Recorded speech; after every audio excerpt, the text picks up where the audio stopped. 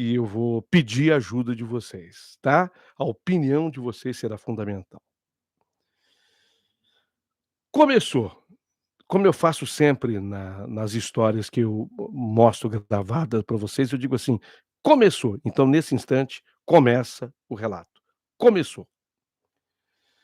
Querido amigo Paulinho Boa Pessoa, meu nome é Cosme, e eu confesso a você, amigo, que eu estou desesperado e precisando demais de uma ajuda sua e dos seus inúmeros ouvintes.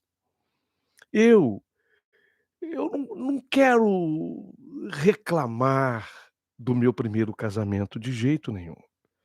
Até porque não seria justo da minha parte reclamar do meu primeiro casamento, porque a minha primeira esposa faleceu. Eu me tornei viúvo, e isso já tem agora 6 anos que eu estou viúvo. Então, seria injusto se eu reclamasse desse primeiro casamento, mas há uma coisa que eu não posso falsear, porque eu quero que vocês entendam a minha história por inteiro, por completo, e eu não posso falsear isso que eu vou dizer para vocês agora. Eu não fui feliz. No meu primeiro casamento eu não fui feliz. Havia uma certa incompatibilidade de gênios.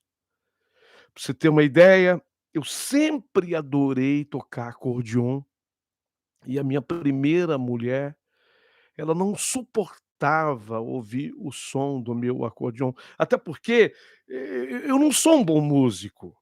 Sabe o que acontece, Paulinho? Eu não sou um craque do acordeon, eu tenho dificuldades para tocar, mas eu amava o instrumento, então eu gostava de fazer aquele barulho do acordeon, e qualquer barulho que eu fizesse, ela gritava comigo, reclamando que aquele som estava atrapalhando. Então, essa incompatibilidade já é demonstrada a partir dessa falta de paciência, porque quando a gente se casa com uma pessoa, a gente busca compreender essa pessoa, e a gente quer que essa pessoa também nos compreenda. A gente quer ser aceito como a gente é. Então eu que não sou músico, porque eu não sou músico profissional, a minha profissão é completamente diferente. Eu trabalhava sempre com loja de artefatos em couro, eu sempre fui voltado a isso, um mundo completamente distinto. Até, sapateiro eu cheguei a ser, eu conheço de sapataria, eu sei até fazer um sapato se você me pedir, uma bolsa de senhora, se você me pedir, mas músico eu nunca fui. Então quando eu tocava sanfona do meu jeito, a minha primeira mulher ela não aceitava, ela não gostava, ela reclamava.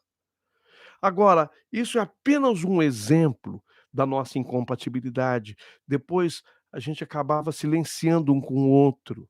Então meu casamento foi feito primeiro de muito silêncio, e o silêncio acaba trazendo uma certa tristeza ao casamento, e a tristeza inibe qualquer tipo de prazer. Então eu fiquei casada com ela, ficamos casados, eu e ela, um casamento até bastante duradouro, mas não feliz. Chegamos a ficar casados 41 anos. Puxa vida, 41 anos durou esse meu primeiro casamento, embora eu não tivesse sido feliz, mas não quero reclamar da minha primeira mulher, porque lamentavelmente ela ela morreu, eu fiquei viúvo. Viúvo, eu fiquei quando tinha 66 anos de idade, 66. E eu sinceramente, eu não tinha mais nenhum tipo de ânimo, pra ir atrás de um novo amor, sabe, Paulinho. Aos 66 anos eu me olhava, assim, no espelho e eu me via, tão acabado. Sabe o que que comecei a fazer aos 66 anos? Eu me voltei para o acordeon.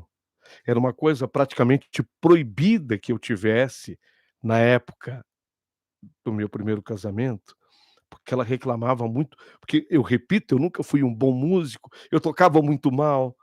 Então eu me voltei para o acordeon e eu comecei a tocar do meu jeito. A tocar do meu jeito, as músicas que eu tinha ensaiado, algumas que eu tinha aprendido, eu tirava tudo de ouvido, porque eu não sou músico, não sei fazer leitura da música. Pode ajeitar, Paula, pode ajeitar. A Paula está ajeitando a câmera aqui, para melhorar a nossa comunicação. Então eu tocava o acordeon do meu jeito, sabe, eu procurava, eh, divertir-me um pouco mais, tocando as canções do meu jeito, da forma como eu me sentia bem. E foi exatamente tocando acordeon que um dia, você vê o que é a vida, eu fiquei viúvo aos 66 anos. A Paula está trazendo um pouquinho mais de luz aqui pra gente, né. Aí, Paula, cuidado para não me derrubar a live, viu. Mais um pouquinho de luz. Isso acontece, é no ao vivo, tá. Melhorou. Então, gente, o que acontecia? Eu tocando o meu acordeon e fiquei viúvo aos 66 anos, passados 3 anos da morte da minha primeira esposa, eu estava, portanto, com 69, alguém me convidou para ir tocar num bailinho que acontecia no bairro. Era um baile, assim, voltado para o pessoal da terceira idade. E foi até engraçado, porque eu disse para as pessoas, falei: "Mas olha, eu não sou músico, eu toco do meu jeito". Aí a pessoa, até para procurar me convencer aí, falou: "Não, pode ser do teu jeito mesmo, de qualquer jeito para nós tá bom, importante é ter barulho". Vocês imaginem a qualidade do músico, importante é ter barulho. E eu fui lá tocar nesse baile da terceira idade. E, gente, eu nunca me realizei tanto. Eu chegava a suar, sabe, tocando acordeon e tocando meus 120 baixos. Eu suava, eu estava apaixonado por aquilo, porque quando eu tocava, as pessoas estavam dançando. Aquilo era uma realização pessoal, eu que sempre fui, cortado. Eu era tolhido naquela minha arte ou na minha tentativa de arte, devido ao meu primeiro casamento e as implicâncias da minha primeira esposa, então eu me realizava, eu não sei se foi aquela realização, aquele tocar acordeon com tanto gosto, que acabou chamando a atenção da Magali. Eu tinha 69 anos. A Magali, ela tem 60, 69, a Magali, 60. Eu chamei a atenção da Magali, e ela veio conversar comigo, veio elogiar as músicas que eu estava tocando, ela disse que amava o acordeon, e eu e a Magali, quando terminou aquele baile, nós já estávamos juntos, nós começamos a namorar. Eu nunca pude imaginar na minha vida. E isso eu estou falando para você que está ouvindo a minha história, assistindo hoje a minha história. Eu nunca pude imaginar na minha vida que eu, aos 69 anos de idade, fosse me realizar, fosse me realizar de novo no amor. Eu descobri uma pessoa que estava apaixonada por mim, apaixonada e porque eu tocava. E eu fui aos pouquinhos me descobrindo apaixonado por ela. E o nosso namoro começou, e ao longo daquele 1 ano, 1 ano e 4 meses, nós tomamos uma decisão que, acabou contrariando gente de ambas as famílias. Meus filhos eram contra. Filho é sempre assim, né. Filho filho parece que não aceita a felicidade do pai depois de uma determinada idade. Eles não queriam me ver feliz, não é possível. Mas eu tive que enfrentar os meus filhos. E ela também teve problemas com a família, porque a família me considerava Velho para ela? Não. Eu tinha 9 anos mais sim, mas quando nós nos conhecemos eu tinha 69, ela tinha 60. Ao longo daquele 1 ano e alguns meses, eu completei 70 e ela tinha 61 anos. E foi aí que nós resolvemos juntar os nossos trapos e fomos viver juntos, morar juntos. Fomos um completar o outro.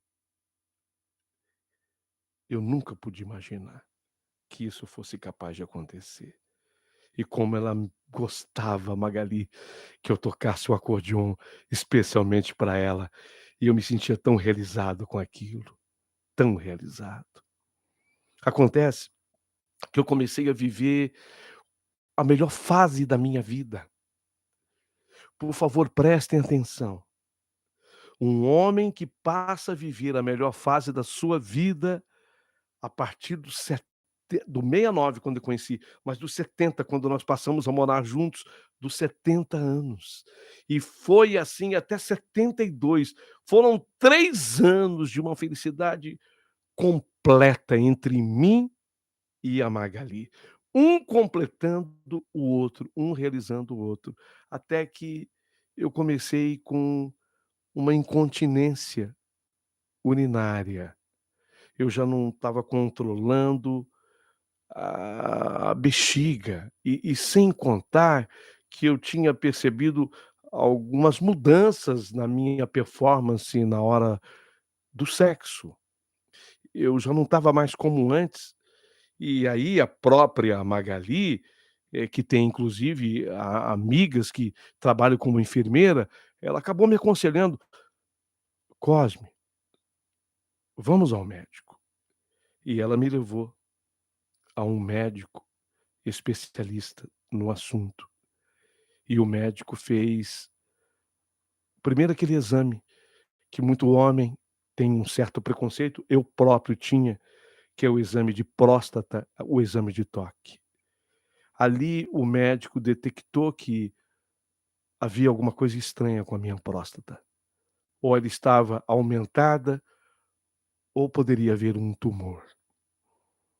Lamentavelmente, feitos os exames, se comprovou a existência de um tumor. E era um tumor maligno. 3 anos de felicidade e, de repente, aquela doença veio para me apavorar.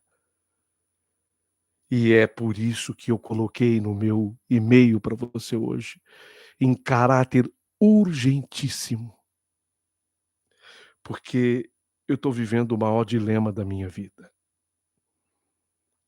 No médico, depois dos exames, eu estive com ele no dia de hoje.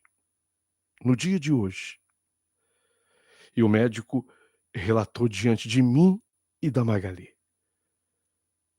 Qual é o drama da minha vida? O médico falou: "Seu Cosme,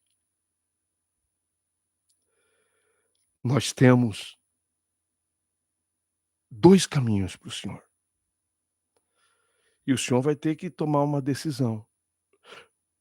Ao lado da sua companheira, a senhora Magali, ou, a gente faz o tratamento de rádio, o tratamento de rádio.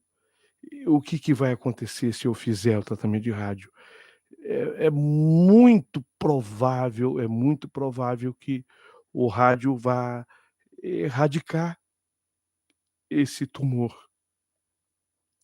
E e acontece que se nós fizermos o tratamento com rádio, o senhor manterá as suas ereções, haverá a sua vida sexual, o senhor vai poder propiciar à senhora Magali, o senhor vai poder oferecer à senhora Magali o prazer que vinha acontecendo até aqui. Só que tem um detalhe, o tratamento com rádio não é 100% garantido, porque o câncer ele pode voltar a se manifestar. É um caminho. O segundo caminho, ele é mais radical, que seria a cirurgia, a retirada da sua próstata. No entanto, se eu o fizer, o senhor não terá mais ereção. O senhor não vai ter mais a sua vida sexual ativa, em hipótese alguma.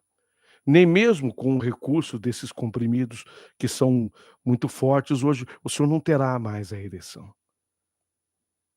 Então, mas aí o senhor terá a garantia muito maior de que jamais esse câncer voltará na sua próstata, porque ela deixará de existir. Eu não posso garantir que um dia não possa surgir um câncer no outro órgão, mas noutra parte do seu corpo, mas jamais na próstata que será operada, será retirada em cirurgia. Então eu coloco os 2 tratamentos para o senhor. Ou a gente faz a rádio, que é um tratamento menos radical, curável, entre aspas, porque a próstata ainda pode voltar a ficar doente, mas o senhor, terá preservado as suas ereções, o seu relacionamento sexual. Ou a gente vai para um tratamento mais radical, a retirada da próstata em cirurgia, e aí se anula de vez a sua vida espiritual. Desculpa, aí se anula de vez a sua vida sexual. Então a decisão, senhor Cosme, pertence ao senhor. Eu vou dar um tempo para que o senhor converse com a dona Magali, porque um tratamento ou outro, mas nós temos que começar imediatamente. Isso tem que ser feito em caráter urgentíssimo, em caráter de urgência. E foi aí, meu amigo Paulinho Boa Pessoa, que eu fiquei sem, dar a resposta ao médico. Eu pedi para ele exatamente um tempo, quando eu preciso conversar, tratar com a Magali, que é o que nós não paramos de fazer desde que saímos do médico. Saímos da consulta médica hoje por volta de meio-dia, e não paramos de falar disso. Foi quando ela me deu a ideia. Manda um e-mail em caráter de urgência para o Paulinho Boa Pessoa, naquele canal onde ele conta as histórias, onde as pessoas participam, onde as pessoas buscam uma orientar a outra, coloca Paulinho Boa Pessoa urgente. Fica assim, Paulinho Boa Pessoa urgente, coloca, ele vai te atender. E foi exatamente por isso, quando eu vi Paulinho Boa Pessoa urgente, viu, seu Cosme, que eu me inteirei a respeito da sua história e resolvi te atender. Diz ele, no complemento: "Eu e a Magali estamos unidos nessa, juntos nessa, e esperando a opinião de vocês. A Magali a Magali, por sua vez, ela está mais tendenciosa para que eu faça cirurgia. Ela disse: "Pelo menos você se livra disso de vez. É um tratamento mais radical, ok, mas você fica livre. A doença será, exterminada, porque uma vez que não exista mais o órgão. No entanto, eu terei aquele problema com relação às ereções, quer dizer, eu deixo de me relacionar sexualmente. Mesmo com se eu buscar a ajuda de tratamentos, de comprimidos e etcétera, eu não vou conseguir mais me relacionar. Eu estou, sabe, Paulinho, mais tendencioso à radioterapia, onde eu também poderia conseguir essa cura e ter preservada a minha ereção. Mas eu gostaria muito que você perguntasse para o teu telespectador, para o teu ouvinte, para quem participe, para que a pessoa converse comigo, me dê uma opinião. Quem sabe, no meio de tantos, haja alguém que fez esse tipo de tratamento e como foi que fez. Eu preciso, em caráter de urgência, dar essa resposta ao médico. Então eu busco a sua ajuda. Assinado Cosme, e a senhora Magali está presente com ele, aguardando a nossa opinião. Então, a partir deste momento, eu queria que você, aí de casa, mandasse a sua opinião para o senhor Cosme. Pode escrever aqui a tua opinião, que eu vou eu vou ler, eu vou apresentar a sua opinião aqui para o senhor Cosme. Se eu não tiver tempo, porque às vezes chegam muitas opiniões, eu não tenho tempo, essas opiniões todas, elas serão impressas depois, eu vou pedir à minha equipe que faça isso, para que a gente possa enviá-las para o senhor Cosme. E, sem contar que as opiniões ficam registradas também aqui no YouTube, onde ele vai sempre poder recorrer, porque abaixo do vídeo sempre ficam as opiniões ali registradas, e elas ficam ali para sempre. Então, por favor, de que forma você iria orientar o senhor Cosme? Ele que está vivendo o melhor momento da vida dele e que, de repente, está tendo que enfrentar essa doença terrível. Faz o tratamento radical com a cirurgia, conforme inclusive tendenciosamente opta a Magali, ou faz a radioterapia, é um tratamento menos radical, onde o senhor Cosme poderia manter as suas ereções e um bom relacionamento com a mulher, com a companheira. A Mônica é a primeira a chegar aqui. "Nossa, Paulinho, que triste", né, diz aqui a Mônica. Ela não deu ainda uma opinião. Paulinho, ele precisa dizer o que os 2 decidiram. Não, não, Donizete, veja, não é ele já relatou a tendência de pensamento de cada um, mas ele não tomou uma decisão. Eh, Existem outros meios de dar prazer para a esposa. Então diz a minha amiga, a Ilani Souza, ela diz assim: "Faz a cirurgia, amigo, faz a cirurgia", diz a Ilani, "porque existem outras formas de você oferecer prazer. O melhor, Paulinho", diz a Mônica, "é a rádio. O melhor é a radioterapia. Vai dar tudo certo. Deus está no comando. Diga a ele que essa é a minha opinião". O Donizete, "Para Deus tudo é possível. Paulinho, me comprometo a estar sempre, de alguma forma, ajudando neste caso, porque Deus é poderoso e é capaz de curá-lo e fazer desse câncer simplesmente desaparecer", diz o Donizete, que é um homem que vocês puderam avaliar de muita fé. O Felipe Andrade, ele opina também, o Felipe: "Paulinho, eu tentaria a radioterapia primeiro. Se por acaso não funcionasse, aí eu tentaria a remoção total da próstata", diz o Felipe. Felipe, realmente é uma possibilidade que ele pode conversar com o médico, né. Se pode fazer a rádio e depois optar também pela, ou ficaria tarde para depois se tentar a cirurgia. Depois o senhor pergunta isso, seu Cosme, para o médico que lhe atendeu, por gentileza, tá. Mas o Felipe deu uma opinião aqui, que eu não havia pensado nessa hipótese. E ele tá vendo como é que é bom ouvir vocês? Como é que vocês são sensíveis, como é que vocês são pessoas bem preparadas. É por isso que as pessoas, elas recorrem a esse quadro do nosso canal, de contar as histórias, porque vocês dão opiniões muito bem embasadas. Eu tenho lido as opiniões, eu faço questão de lê-las, e tenho observado que são opiniões muito coerentes que vocês dão. A Márcia Garcia: "Não há a possibilidade de fazer a rádio, e se porventura não der certo, fazer cirurgia", ela acabou dando uma opinião igual a do Felipe, né, ela não copiou o Felipe, porque ela já tinha enviado. tá? É bom que se diga. Então, coincidiu essas opiniões aqui.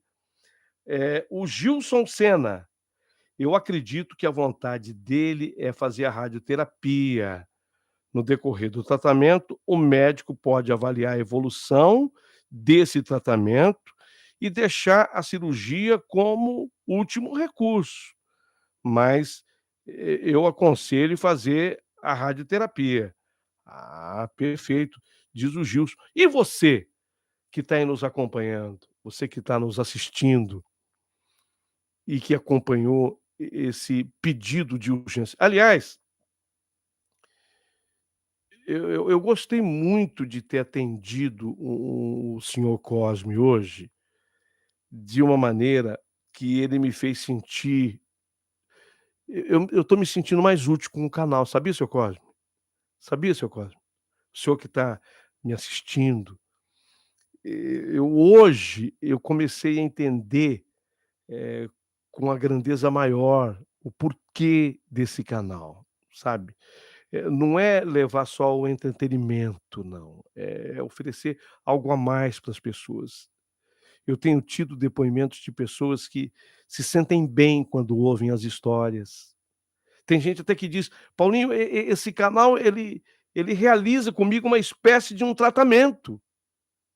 Para mim, é como se fosse um tratamento quando eu ouço as histórias, que eu participo das histórias, que eu dou a minha opinião, é como se eu estivesse me tratando ali também. Então, hoje eu estou me sentindo um pouco mais útil, viu, o senhor Cosme, com o seu urgente. Eu queria até, se o senhor me permite, obviamente, porque isso partiu do senhor, eu queria até usar esse título, se o senhor me permite. Paulinho Boa Pessoa Urgente. Porque aí eu fico a imaginar, seu Cosme, quantas pessoas estão agora nos assistindo e que falam: "Puxa, eu também tenho um problema urgente para comunicar. Eu também tenho". Então, se você também tem um problema urgente a comunicar, existe um e-mail, ele é muito divulgado aqui no nosso canal. O nosso e-mail é paulinhoboapessoahistoria@gmail.com. paulinhoboapessoahistoria@gmail.com. Manda para cá e coloca lá Paulinho Boa Pessoa urgente.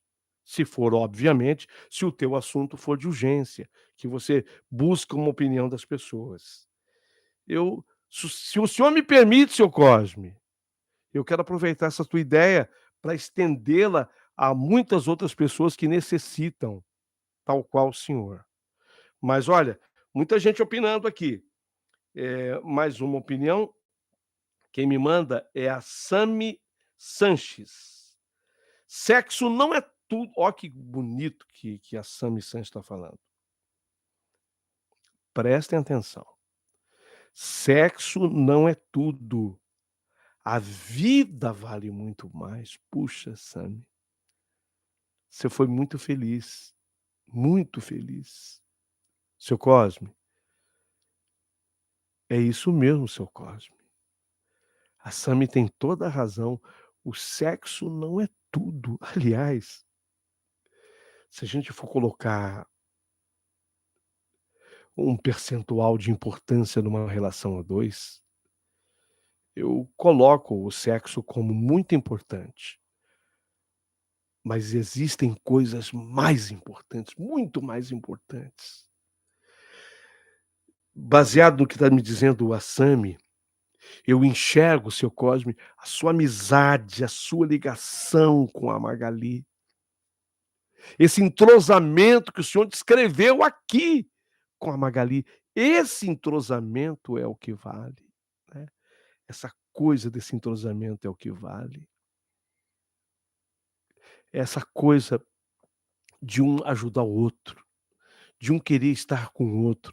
Ela dizer: "Eu gosto quando você toca acordeon". O senhor já reconheceu, o senhor não é um bom músico, mas ela disse que é tua fã. Que é isso? Isso é a admiração que ela sente pelo senhor.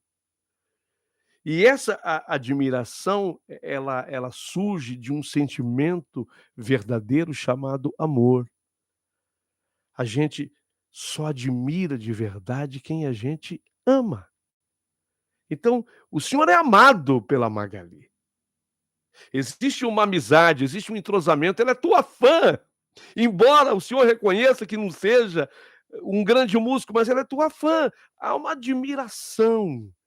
Obviamente, ela não admira só o músico, aquele que toca o acordeon, ela admira a pessoa do senhor Cosme, é isso que vale para ela. Você sabe que eu gosto sempre de dar o exemplo, e eu vou dar um exemplo para vocês. Eu estava lendo a biografia de Machado de Assis, o grande escritor brasileiro. Qualquer dia eu quero contar a história completa de Machado de Assis, o grande escritor brasileiro. Mas tem um episódio da vida do Machado de Assis que eu quero contar para você agora. Você que está me assistindo e que vai de encontro ao que disse a Sami Sanches aqui. A importância de outros sentimentos, além dos sexuais, num relacionamento. Presta atenção, na vida do Machado de Assis aconteceu que ele se tornou epilético. O Machado de Assis se tornou epilético. E epilético, ele começou a ter as convulsões. A epilepsia se manifesta nele de uma maneira estranha no Machado de Assis. Eu estou lendo a biografia, por isso que eu estou passando para vocês. A epilepsia se manifesta nele com gagueira. Ele, quando começava a gaguejar, quando ia declamar uma poesia, na verdade, começava ali uma espécie de um ataque epilético. Aí um médico que o atendeu falou: "Ó, a sua gagueira nesse nível que ela está, é algum problema no cérebro".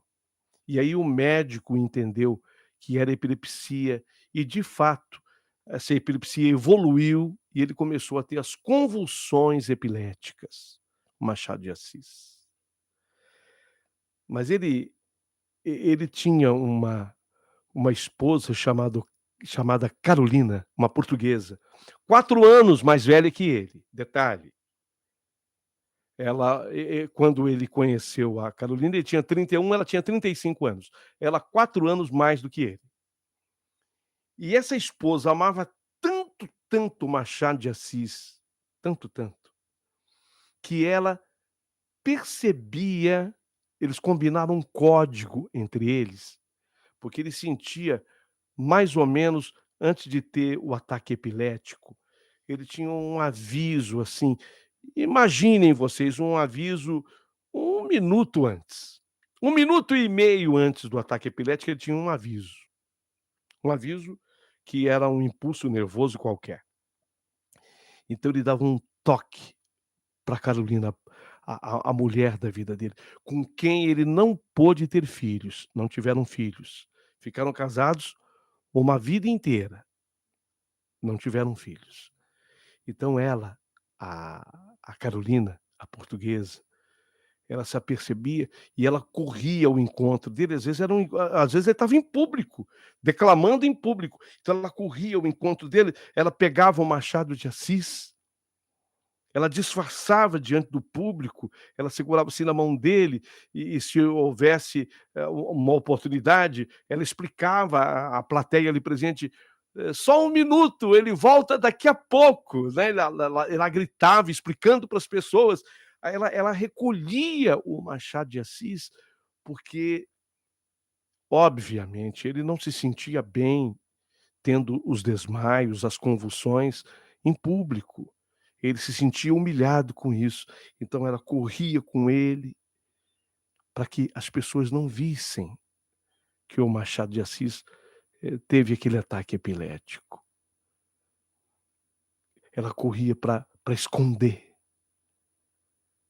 E essa era a grande dor do Machado de Assis, porque está na biografia dele, da onde vinha a grande dor. Um dia ele traiu essa mulher. Um dia ele traiu essa mulher com uma outra portuguesa chamada Inês, que também era mais velha que ele. Ele gostava de mulheres mais velhas. Então ele traiu, e foi uma vergonha tão grande para Carolina, tão grande, ela perdoou Machado de Assis. E havia sido uma vergonha tão grande para ela, mas na manifestação de amor dela por ele, ela ela escondia o Machado de Assis na hora do ataque epilético, para que ele não se sentisse humilhado perante o público. E aí tem uma passagem da biografia que o Machado de Assis fala: "Puxa, isso para mim era a maior prova de amor que eu podia receber. Não havia abraço, não havia beijo, não havia declaração de amor, não havia palavra na língua portuguesa, nem na francesa". Aliás, ele aprendeu francês de uma maneira muito interessante. Depois, um dia eu quero contar a história completa para vocês. Então ele disse que não tinha vocábulo que fosse mais completo do que esse gesto. Esse gesto era o ápice da manifestação de amor da mulher dele por ele. Acudi-lo na hora que ele precisava. Então ela tem razão, a Sami tem razão. Manifestar o amor não é na cama só, também é, mas não é só na cama. Manifestar o amor é a convivência. Manifestar o amor é essa admiração que ela tem pelo senhor, seu Cosme. Mesmo o senhor não tocando bem acordeon, ela disse que é tua fã, ela aplaude, ela é a primeira a aplaudir. E tenha certeza que ela é capaz de fazer coisas que a portuguesa Carolina fazia com Machado de Assis. Se um dia ela sentir que o senhor corre o risco de passar um ridículo qualquer, ela é capaz de correr com o senhor para defendê-lo, escondê-lo. Sim, o sexo tem a sua importância num relacionamento amoroso, é óbvio que tem, mas não é. Está muito distante de ser a coisa mais importante. Viu, Sami? Obrigado pela sua opinião, viu? Um abraço para você. A Irani Matsubara. Ô Paulinho, por favor, apresente a minha opinião aí, não vai esquecer. Sugiro que comece com a radioterapia para avaliar e depois, quem sabe, partir para um tratamento mais radical, mas começar pela radioterapia. O Donizete Gomes voltou aqui para dizer assim: "Ô Paulinho, diga esse testemunho, porque é muito importante que ele tenha fé, porque o Senhor Deus me curou disso". Ah, entendi. O Donizete, ele disse que ele tinha o mesmo problema, e ele foi curado por Deus desse mal. E eu deposito toda a confiança na tua palavra, Donizete, e reputo como um depoimento de fé realmente, né, uma manifestação.